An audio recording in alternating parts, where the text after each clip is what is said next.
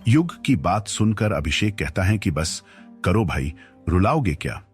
युग मेहरा बिना कोई जवाब दिए हुए ही अंदर चला जाता है। अभिषेक वहां से निकल जाता है सुपर ह्यूमन ऑर्गेनाइजेशन के एक ब्रांच के लिए जो उसके छोटे से घर के पास ही था। जब युग सुपर ह्यूमन ऑर्गेनाइजेशन के उस ब्रांच के अंदर जाता है तब उसका मुंह खुला का खुला रह जाता है। अभिषेक मन ही मन कहता है कि क्या बात है, जैसा मैंने इसके बारे में सुना था ये तो उससे भी ज्यादा बड़ा है। इतना बड़ा एरिया प्रैक्टिस करने के लिए, ऊपर से इतनी बड़ी बड़ी बिल्डिंग, पता नहीं इसके अंदर क्या क्या होगा। अभिषेक धीरे धीरे आगे बढ़ते हुए खुद से ही कहता है कि मुझे समझ में नहीं आ रहा कि मिलिट्री इस पूरे जगह को इतना ज्यादा सिक्योर करके क्यों रख रहे हैं। यहाँ के फाइटर काफी ज्यादा ताकतवर होंगे, किसी भी बड़े से बड़े थ्रेट को वे लोग आराम से संभाल सकते हैं। फिर यहाँ पर मिलिट्री वाले क्या कर रहे हैं।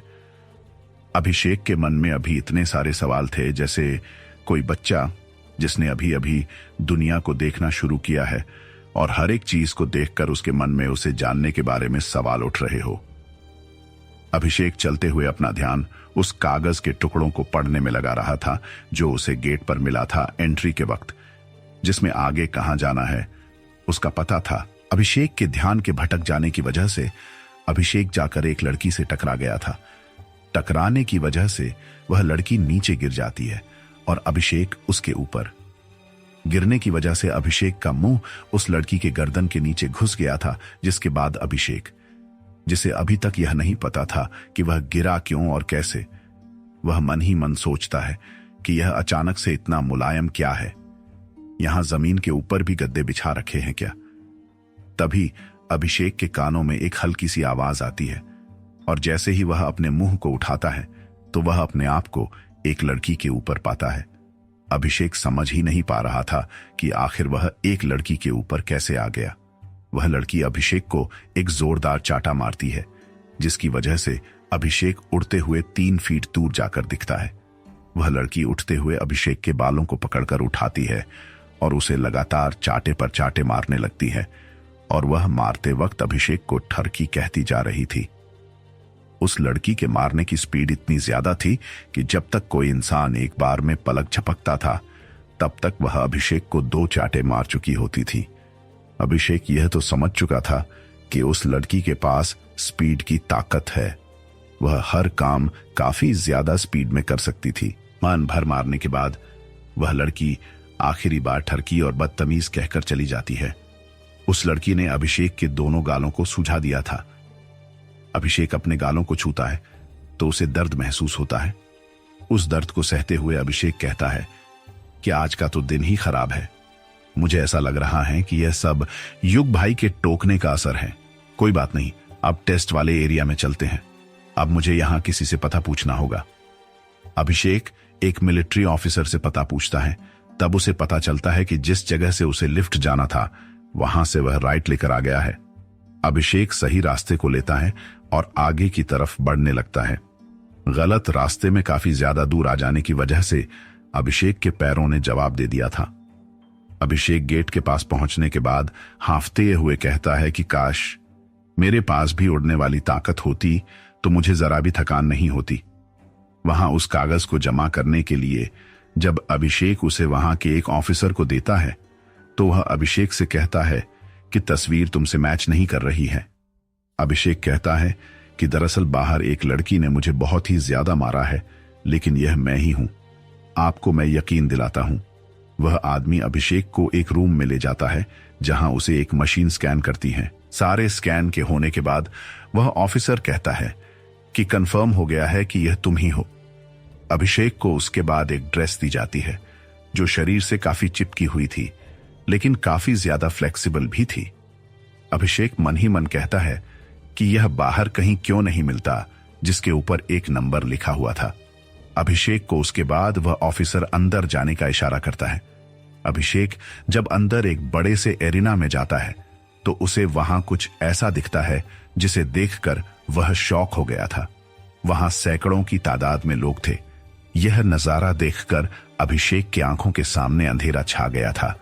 अभिषेक के मुंह से एक आवाज तक नहीं निकल रहा था।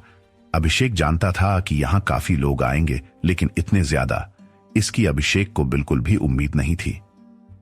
अभिषेक आगे बढ़ते हुए एक लाइन में लग जाता है जो इतनी लंबी थी कि कोई यह नहीं बता सकता था कि उसका नंबर कब आएगा।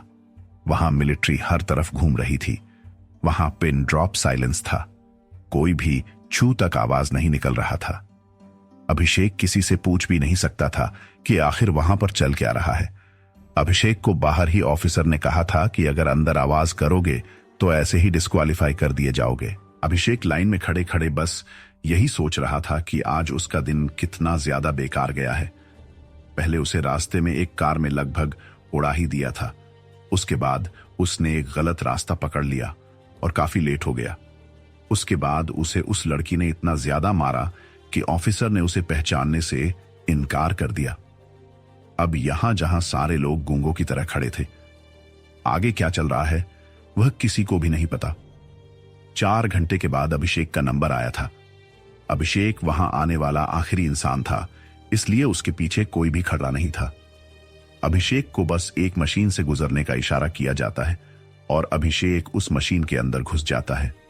उस मशीन के अंदर घुसने के बाद अभिषेक 5 कदम चलता है और फिर वह बाहर आ जाता है।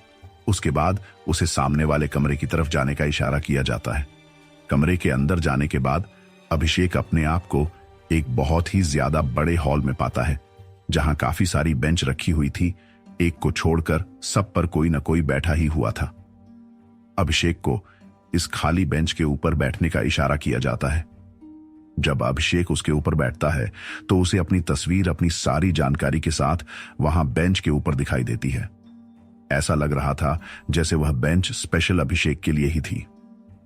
अभिषेक के वहां बैठते ही बेंच अभिषेक की आंखों को स्कैन करती है। अभिषेक यह देखकर कहता है कि क्या बात है, इसे ही आर्टिफिशियल इंटेलिजेंस कहते हैं शायद। कमाल की चीज है। मुझे यहां दिक्कत हो रही है, कोई एक भी आवाज नहीं कर रहा है। ऐसा क्यों हो रहा है यहां? सारे के सारे अपना आवाज खो चुके हैं क्या? समझ में ही नहीं रहा है कि यहां पर हो क्या रहा है। हर तरफ की ये खामोशी मुझे अजीब सा फील करवा रही है। तभी अभिषेक को बेंच के ऊपर कुछ दिखाई देने लगता है, जिसे एनालाइज करने के बाद अभिषेक को पता चलता है कि वहां उसका रिटेन टेस्ट होने वाला था। अभिषेक मन में हंसते हुए कहता है कि चलो कुछ तो अच्छा आया। यह सोचते हुए अभिषेक पहले क्वेश्चन को पढ़ने लगता है। एक शिकारी ने 290 मीटर दूर से एक चिड़िया के ऊपर गोली चलाई जो पेड़ के ऊपर बैठी हुई थी। उस पेड़ से अचानक से एक फल नीचे गिरता है, जिसे लेने के लिए वहां से 25 मीटर दूर खड़ा एक लड़का 20 मीटर पर सेकंड की रफ्तार से आगे बढ़ता है। शिकारी के हाथ क्या आएगा, फल या फिर चिड़िया या फिर गोली, या फिर वह जा ही नहीं पाएगा। आखिर में शिकारी मारा गया, लेकिन कैसे? यह सवाल देखने के बाद अभिषेक कहता है कि यह क्या बकवास है। यह किस तरह का सवाल है जिसका ना तो कोई सर है और ना ही पैर। दौड़ बच्चा रहा है तो शिकारी के हाथ में क्या आएगा?